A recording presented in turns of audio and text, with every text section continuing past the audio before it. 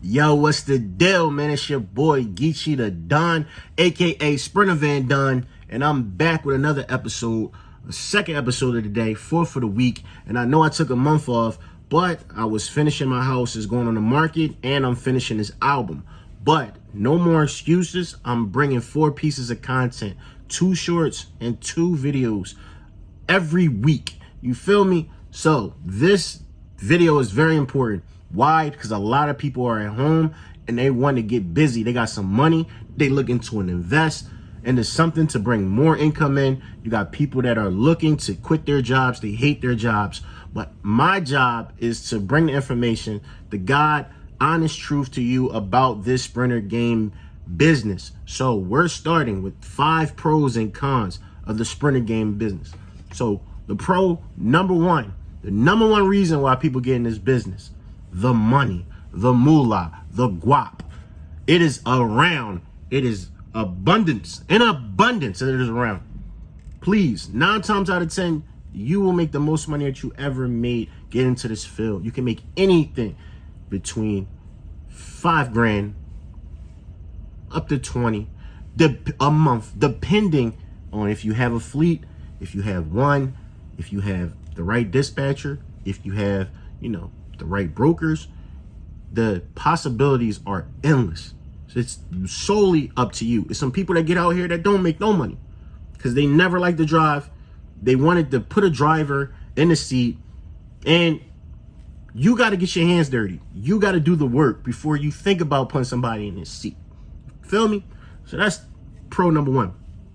Pro number 2, you make your own hours. How many times you felt like you didn't want to wake up, you didn't want to go back to work after vacation? You know what I'm saying? Now, granted, if you don't go to work, then you ain't gonna make no money, and you don't have any life insurance. You can get life insurance.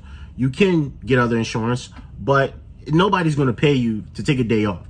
You see what I'm saying? So if you don't work, you're not gonna make money. But at the same time, every day, I understand, some days you need rest, whatever. It's a lot being on this road. So making your own hours is definitely a plus for a lot of people that are maybe more lazy than others. Feel me? So 3, the ability to travel. When you are in a van, 9 times out of 10, you're going to be expediting, or you're going to be doing local, or you're going to be over the road. When you're expediting in a van or over the road, being as though that you're in a van, it's going to be some downtime. So you're able to see different things, experience different things that you wouldn't be able to see if you were stuck in a cubicle in a 9 to 5. All right.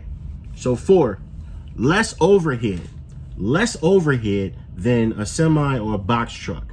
Now, with gas being as high as it is, this is a good entry level to get into, so you can build your fleet up, figure out, scale your van, and then move on to box trucks, or if you're in school, to get your semi. So it's very, very good and lucrative for a lot of people out here that have fleets and they have vans. They save a lot of money as far as wear and tear, as far as gas when it comes to the van, because, we are the lowest on the totem pole, but it's still some money to be made. All right.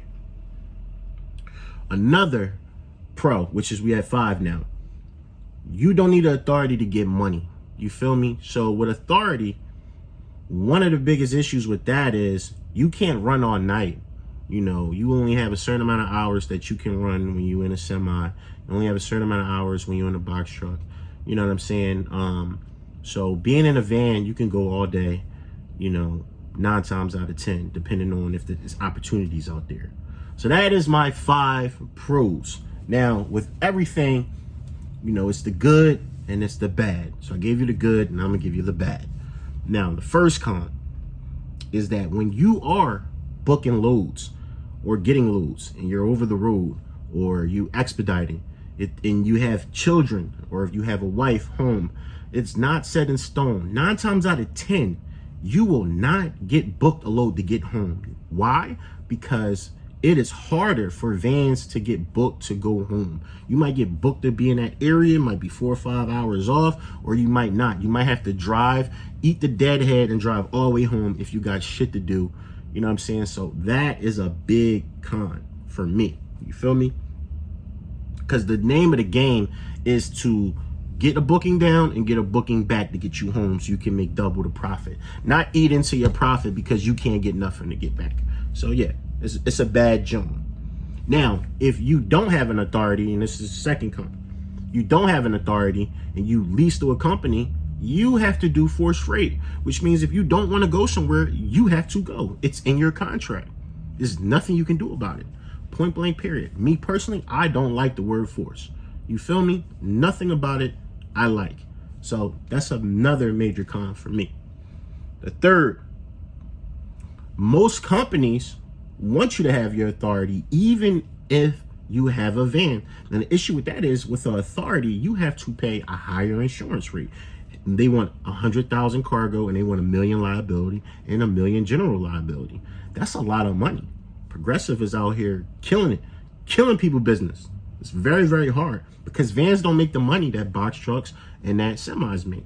So you gotta find a company to lease through, you know, or if you want to go do your own authority, then you gotta find a way to make it profitable for your company, because if not, you will go under.